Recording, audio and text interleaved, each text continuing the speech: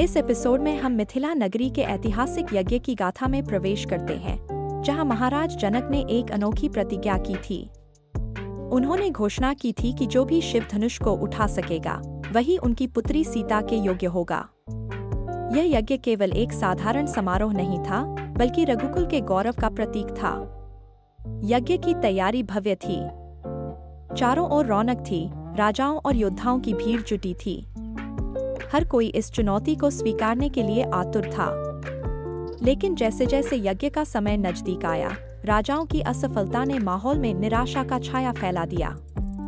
कोई भी शिव धनुष को हिला तक नहीं सका। रावण, जो अपनी शक्ति और अहंकार में डूबा हुआ था, ने भी इस चुनौती को स्वीकार किया। लेकिन उसकी गर्व भरी कोशिश भी विफल रही। महाराज जनक की पीड़ा स्पष्ट थी। उनकी पुत्री सीता, जो इस यज्ञ की मुख्य पात्र थी, उनकी आंखों में एक अदृश्य आंसू था।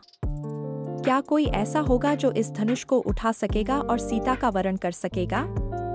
फिर राम का प्रयास शुरू होता है।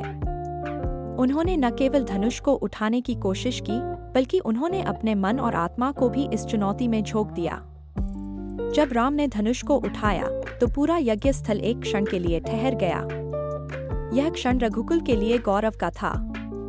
राम ने न केवल धनुष को उठाया, बल्कि उन्होंने सीता का वरण भी किया।